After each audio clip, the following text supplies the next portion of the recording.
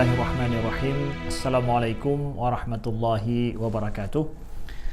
Alhamdulillahirabbil alamin, al-wahidu fil khalqi wat tadbir, al-munfaridu fil khalqi wat taqdir, al-munazzihu fi kamali dhatihi anil tamthili wat taswir, walladhi la yakhfa alayhi ma fi ad-dhamir, ala ya'lamu man khalaqa wa huwal latiful khabir. Asyhadu an la ilaha illallah wahdahu la syarika lah wa asyhadu anna Muhammadan abduhu wa rasuluh. Allahumma salli wa sallim wa barik ala sayyidina Muhammadin wa ala alihi wa sahbihi wa sallim. Subhanaka la ilma lana illa ma 'allamtana innaka antal alimul hakim. Rabbana la tuzigh qulubana ba'da idh hadaitana wa hab lana min ladunka rahmah innaka antal wahhab. Amma ba'du. Alhamdulillah, senang sekali ikhwati fillah, saudara-saudaraku sekalian yang dimuliakan Allah. Hari ini kita berjumpa kembali membahas akidah mendasar, ya, secara mudah dan simpel. Kita mempelajari apa saja yang wajib bagi seorang mukmin untuk meyakini dalam masalah rukun-rukun iman. Rukun-rukun iman yang 6 adalah merupakan pondasi dasar keimanan seorang muslim. Apabila dia salah dalam mengimani salah satu daripada rukun iman ini, maka imannya tidaklah sempurna adanya. Kita masuk pada pembahasan tentang rukun iman yang selanjutnya adalah percaya kepada kitab-kitab Allah. Kita telah belajar panjang lebar tentang masalah ketuhanan, percaya kepada Allah, kemudian percaya kepada malaikat. Hari ini kita belajar bagaimana tuntutan bagi seorang mukmin dalam dia mempercayai tentang kitab-kitab Allah. Seorang muslim wajib dia untuk percaya bahawa Allah Subhanahu wa taala dengan kalamnya, mewahyukan kalamnya kepada para anbiya, para nabi-nabi yang dipilih oleh Allah di kalangan manusia untuk dijadikan seorang rasul, untuk diwahyukan kepadanya kitabnya, kalamnya. Jadi kitab-kitab Allah adalah wahyu yang diterima oleh seorang nabi, oleh seorang rasul yang dipilih oleh Allah dan diwahyukan kepadanya dengan perantara malaikat ataupun secara langsung. Nah, maka oleh sebab itu, saudaraku yang dimuliakan Allah, salah satu daripada rukun iman yang penting wajib kita yakini bahawa Rasulullah sallallahu alaihi wasallam dan para anbiya, rasul-rasul sebelum beliau itu menerima kitab Allah melalui wahyu yang diturunkan kepadanya. Jadi di dalam Islam kita meyakini adanya wahyu dari Tuhan, bahawa Allah Subhanahu wa taala telah berbicara dengan nabi, mewahyukannya melalui para malaikat, kitab-kitab yang kemudian kitab itu menjadi pedoman bagi umat manusia. Di sini adalah betul-betul perbedaan antara kitab hasil daripada karya manusia dengan kitab hasil daripada dengan kitab yang merupakan wahyu daripada Allah yang menjadi tuntunan daripada kehidupan. Nah, di sini perbedaan mendasar, bahawa agama percaya akan adanya, agama Islam percaya akan adanya wahyu, bahawa Tuhan, bahawa Allah mewahyukan kepada para rasul kitab-kitab untuk menjadi pedoman hidup. Adapun kitab-kitab yang ditulis oleh manusia bukanlah merupakan wahyu daripada Tuhan, oleh sebab itu tidak bisa dia itu menjadi petunjuk pasti untuk kebenaran dalam kehidupan manusia. Jadi wahyu dengan demikian memisahkan antara hasil pikiran manusia dengan yang merupakan kalamullah. Kitab-kitab Allah, kenapa dia menjadi teladan, menjadi pedoman, menjadi cahaya, ya, bagi manusia? Karena dia bukan hasil kreasi manusia. Kreasi manusia, hasil pikiran manusia sangat terbatas karena sifat manusia sangat terbatas. Maka kitab yang dihasilkan oleh manusia juga tidak akan bisa menjadi pedoman untuk selama-lamanya bagi manusia. Allah Subhanahu wa taala yang menciptakan manusia, yang memiliki sifat yang tidak terbatas dan mengetahui apa yang perlu bagi manusia dan apa yang baik baginya, hanya melalui wahyu, melalui Allah, melalui wahyunya lah kita bisa mendapatkan pedoman hidup dalam kitab yang diturunkan kepada anbiya, dan itu pasti akan menjadi kebenaran yang tidak diragukan. Ini adalah konsep dasar sekali bahawa di dalam Islam adanya wahyu dan adanya kepercayaan, keyakinan akan kitab-kitab yang diturunkan. Nah, secara umum, hal pertama ini adalah wajib kita yakini bahawa Allah Subhanahu wa taala memilih para anbiya dan rasulnya untuk diwahyukan kepadanya kitab-kitab. Lalu poin yang nomor 2 adalah kita meyakini bahawa sesungguhnya Allah menurunkan kepada para rasul kitab-kitab dan suhuf. Jadi kitab yang kita tahu bukan cuma Al-Quran saja, ya. Tapi kewajiban secara umum wajib kita yakini bahawa Allah menurunkan setiap rasul itu adanya kitab ataupun suhuf-suhuf yang disebutkan di dalam Al-Quran. Ada kitab dan ada 4 kitab yang merupakan ini nama-nama yang Allah sebutkan di dalam Al-Quran secara jelas, dan ini wajib kita yakini. Jadi kita meyakini bahawa kitab diturunkan oleh Allah kepada para rasul yang banyak, sejumlah para rasul, sejumlah itulah kitab-kitab diturunkan. Cuma kita tidak tahu semuanya berapa jumlah para rasul. Kita tidak tahu semuanya berapa jumlah para rasul yang diutuskan oleh Allah. Begitu juga oleh sebab itu kita tidak tahu berapa jumlah kitab. Tapi secara keyakinan wajib kita imani setiap para rasul itu diberikan oleh Allah kitab-kitab, walaupun kita tidak tahu siapa-siapa saja mereka dan apa saja nama kitab-kitab tersebut. Cuma yang wajib kita yakini secara detail bahwa ada di sana 4 kitab yang Allah sebutkan dalam Al-Quran, Allah turunkan kepada rasul-rasul sebelum Nabi Muhammad dan juga kepada Nabi Muhammad SAW. Allah sebutkan ada di sana yang namanya adalah kitab Zabur, ya.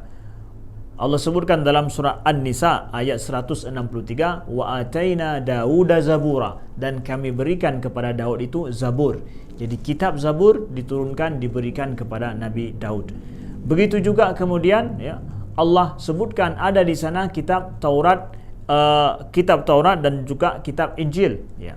Allah sebutkan di awal daripada surat Al-Baqarah, nazzala 'alaikal kitaba bil haqqi musaddiqan lima baina yadayhi wa anzala at-taurata wal injil, ya.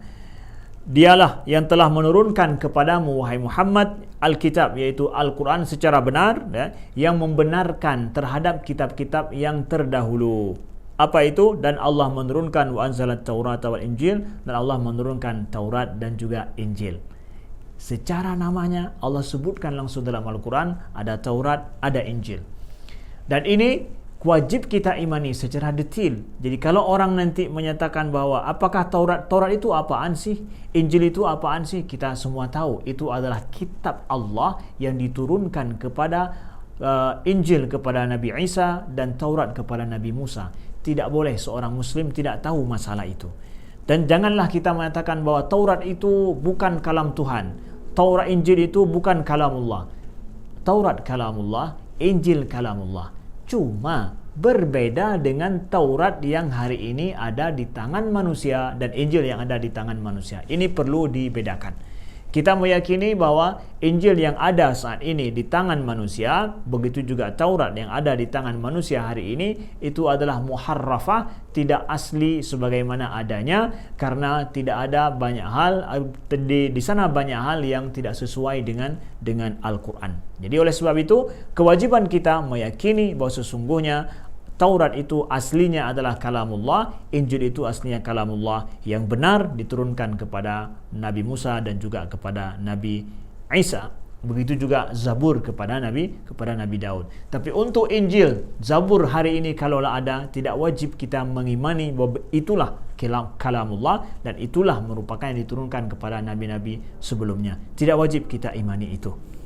Karena apa? Di dalamnya banyak hal-hal yang tidak sesuai dengan Al-Quran, karena Al-Quranlah akhirnya kitab terakhir diturunkan menjadi patron pedoman benar tidaknya kitab-kitab yang terdahulu yang ada di tangan manusia hari ini. Selanjutnya, saudaraku yang dimuliakan Allah, kita mengimani bahwa kitab-kitab yang diturunkan itu semua oleh Allah Subhanahu wa Ta'ala sebagai petunjuk bagi manusia. Dan kitab-kitab tersebut diberikan kepada para anbiya, kepada rasul, itu adalah untuk menjadi pedoman hidup bagi mereka saat itu, ya, bagi orang-orang yang didakwakan oleh rasul pada saat itu. Sedangkan Al-Quran ini adalah pedoman hidup bagi seluruh umat manusia, dan kemudian Al-Quran ini adalah untuk dengan adanya Al-Quran, maka ajaran ataupun kitab-kitab yang terdahulu sudah tidak berlaku lagi. Ya, sudah tidak berlaku lagi. Kalaupun ada para nabi ataupun kitab yang zaman dulu masih asli ada, ya. Misalkan ada Zabur, misalkan ada Injil yang masih benar, kemudian Taurat yang masih benar, maka itu sudah kadaluarsa, tidak berlaku lagi. Yang berlaku itu adalah hanya Al-Quran. Al-Quran saja. Maka oleh sebab itu kita meyakini Al-Quran sebagai kalamullah yang diturunkan oleh Allah kepada Nabi Muhammad sebagai Nabi yang terakhir, petunjuk bagi umat manusia yang terakhir, yang la ya'tihil batilu min baini yadayhi wala min khalfi, yang tidak ada kesesatan, tidak ada penyelewengan dan tidak ada yang salah dengan Al-Quran, baik dari depan ataupun dari belakang. Semuanya adalah nur, hudan wa nur. Semuanya adalah petunjuk dan juga cahaya bagi kehidupan manusia. Dan Al-Quran dengan demikian adalah menjadi kitab terakhir, pedoman hidup bagi manusia sampai hari kiamat, sampai hari akhirat. Kita wajib meyakini Al-Quran itu adalah kalamullah, diturunkan kepada Nabi Muhammad, petunjuk bagi seluruh umat manusia yang tidak ada la raiba fihi, tidak ada keraguan di dalamnya, hudan lil muttaqin, petunjuk bagi orang-orang yang bertakwa. Hanya melalui Al-Quranlah seseorang yang ingin masuk syurga melalui Al-Quran. Seseorang yang ingin percaya kepada Allah, beriman kepada Allah, dia wajib percaya dengan Al-Quran dan mengikuti Nabi Muhammad SAW. Jadi tidak bisa ada hari ini orang yang mengatakan bahwa saya seorang Muslim, saya percaya kepada Tuhan, tapi saya ikut pada Taurat, saya ikut pada Injil, saya ikut pada Zabur. Tidak bisa. Karena apa? Itu sudah kadaluarsa, sudah ada kitab lain diturunkan oleh Allah meralat semua kitab-kitab yang terdahulu. Inilah pedoman kita untuk saat ini sampai hari kiamat. Siapapun dia harus beriman dengan Al-Quran, harus beriman dengan Nabi Muhammad. Dengan itu adalah dia masuk ke dalam Islam dan mengikuti petunjuk-petunjuk dari Nabi Muhammad SAW. Inna ad-dina 'indallahil Islam. Sesungguhnya agama yang diridhoi di sisi Allah itu adalah agama Islam, lengkap dengan pedoman Al-Qur'annya dan juga dengan nabinya Nabi Muhammad sallallahu alaihi wasallam. Itulah keyakinan kita. Di akhir daripada ini, mudah-mudahan Allah jadikan Al-Quran itu adalah rabi'a qulubina, ya, betul-betul menjadi Al-Quran itu pedoman bagi hidup kita, dan kita jadikan Al-Quran adalah sebagai yang akan membawa kita nanti ke jalan yang benar. Belajarlah Al-Quran, dekatkan diri dengan Al-Quran, patuhilah semua yang Allah sampaikan di dalam Al-Quran, karena itu yang menjamin keselamatan kita di dunia dan juga keselamatan di akhirat kelak. Sekian, terima kasih. Wallahu a'lam wa nisbatul ilmi ilahi aslam. Wassalamualaikum warahmatullahi wabarakatuh.